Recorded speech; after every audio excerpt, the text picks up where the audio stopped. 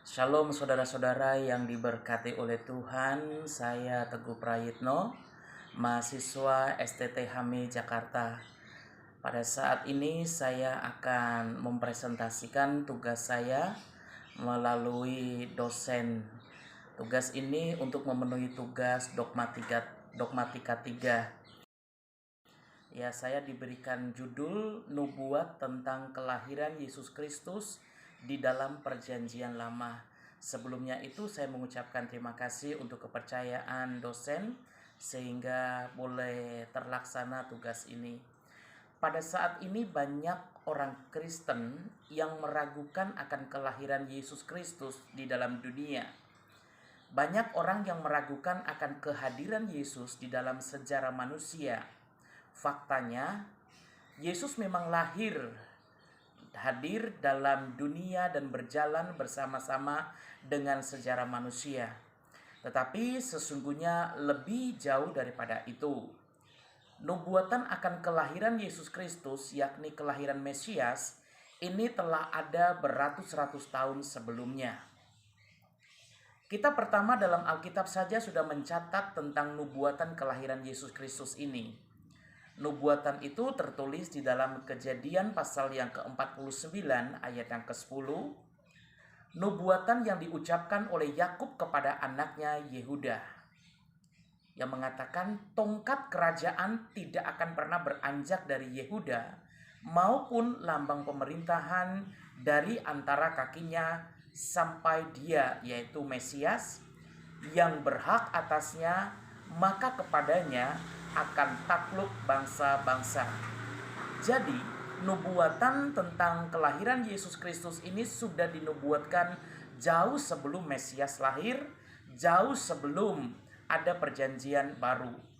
Mulai dari kelahiran, kehidupan sampai pada kematian Yesus, semua telah dinubuatkan di dalam perjanjian lama.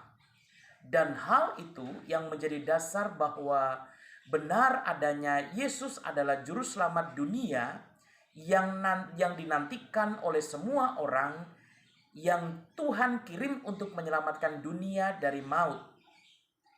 Nubuat tentang kelahiran Yesus yang termuat dalam nubuat perjanjian lama ini telah digenapi saat kelahiran Yesus Kristus.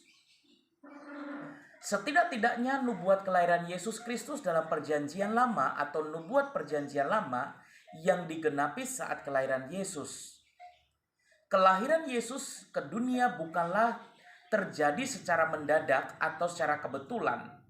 Hal itu sudah ada dalam rancangan Allah beribu-ribu tahun sebelumnya. Kedatangan Yesus ke dunia sebagai manusia yang dinubuatkan jauh sebelumnya. Ratusan bahkan ribuan tahun sebelumnya. Kelahiran Yesus Kristus ke dunia adalah rancangan Allah yang besar dengan satu tujuan untuk menyelamatkan manusia ciptaannya yang terbelenggu oleh dosa. Di dalam perjanjian lama terdapat nubuatan akan datangnya Mesias. Secara keseluruhan terkandung 300 nubuatan yang berkenan dengan Mesias. Semuanya itu terpenuhi di dalam diri Yesus Kristus dan memenuhi kredibilitasnya sebagai Mesias. Nubuat-nubuat mesianis ini menjelaskan tentang silsilah, tentang kelahiran, tentang kehidupan, tentang kematian dan kebangkitan daripada Yesus Kristus. Bahkan ada juga nabi yang menubuatkan tempat atau di mana Mesias akan dilahirkan.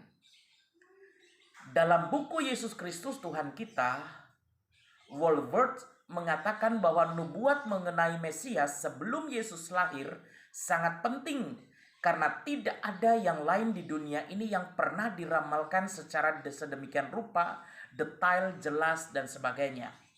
Juga tidak ada orang lain yang diberitahu sebelumnya memiliki kuasa dan sifat-sifat Allah seperti kepada Yesus Kristus. Berikut ada beberapa nubuatan yang tentang kelahiran Yesus Kristus. Yang pertama dalam Kejadian 3 ayat yang ke-15. Ini nubuatan tentang Mesias. Aku akan mengadakan permusuhan antara engkau dan perempuan ini, atau keturunanmu dan keturunannya. Keturunannya akan meremukkan kepalamu, dan engkau akan meremukkan tumitnya. Ayat ini ditulis oleh Musa sekitar 1500 tahun sebelum kelahiran Yesus Kristus.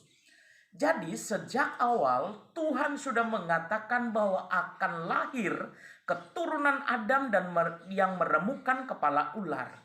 Firman Tuhan dalam 1 Korintus pasal yang ke-15 ayat yang ke-54 sampai ayat yang ke-55 mengatakan bahwa iblis telah dikalahkan dan sengat maut telah ditelan dalam kemenangan. Bukan Musa, Elia atau Daud yang melakukan hal itu, melainkan Yesus Kristus. Saudara bisa melihat dalam Kejadian 4 ayat yang ke-25 yaitu keturunan Set. Kejadian 6 ayat yang ke-9 melalui Nuh, keturunan dari Abraham. Kejadian 17 ayat yang ke-19 melalui Ishak. Kejadian 28 ayat yang ke-14 melalui Yakub. Kejadian 49 ayat yang ke-10 melalui Yehuda. Dan 2 Samuel 7 ayat yang ke-12 dan ayat yang ke-13 melalui Boas, Obed, dan Isai.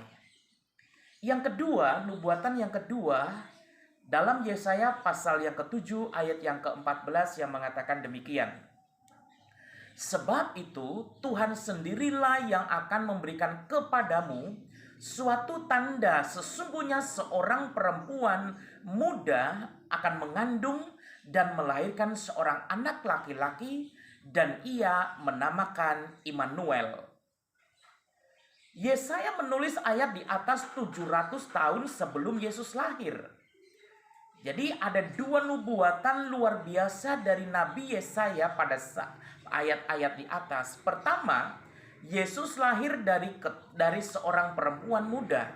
Yang kedua, Yesus dinamakan Immanuel. Kedua hal inilah yang terjadi tepat demikian seperti yang dicatat di dalam Matius yang pertama ayat yang ke-23. Yang ketiga, Yesaya 9 ayat yang ke-6 yang mengatakan demikian.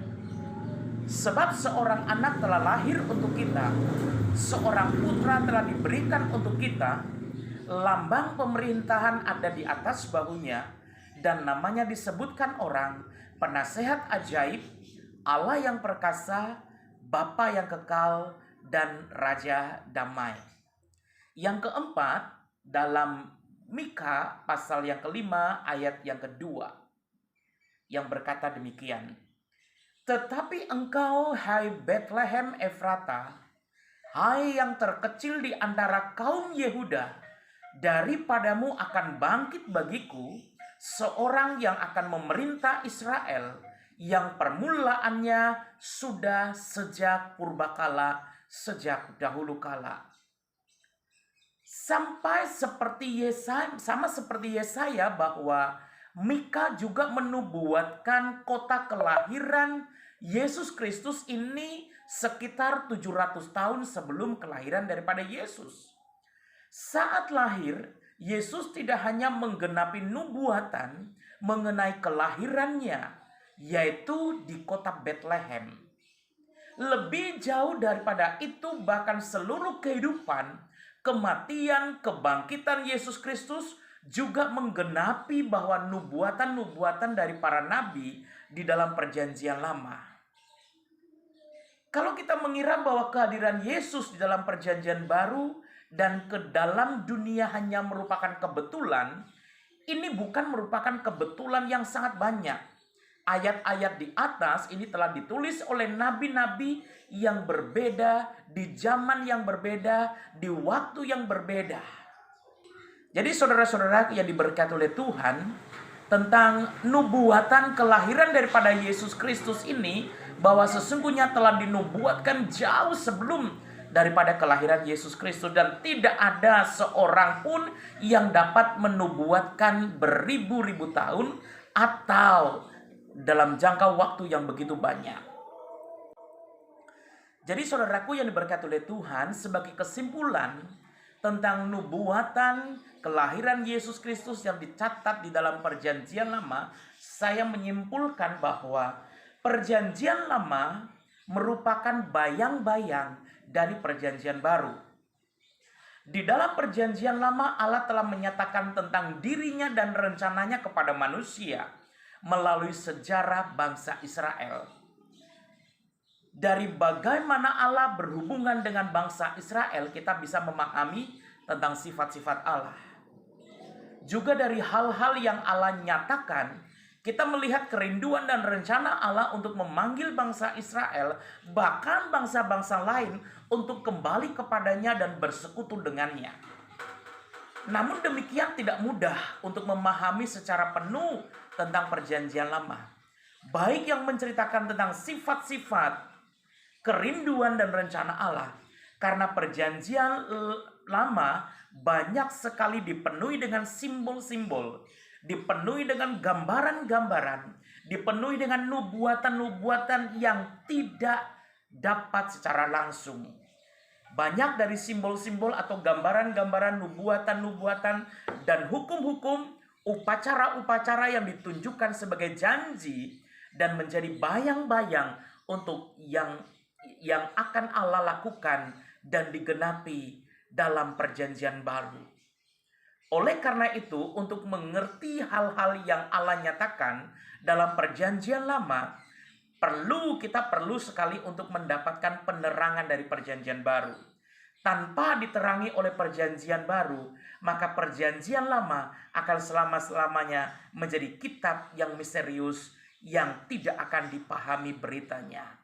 Jadi kesimpulannya bahwa nubuatan tentang kelahiran daripada Yesus Kristus ini jauh sebelumnya telah dinubuatkan di dalam Perjanjian Lama dan tergenapi di dalam Perjanjian Baru. Sekian dan terima kasih penyampaian saya. Saya Teguh Prayitno sebagai mahasiswa STT HAMI Jakarta. Pamit undur diri. Terima kasih, Tuhan Yesus memberkati kita semua. Amin.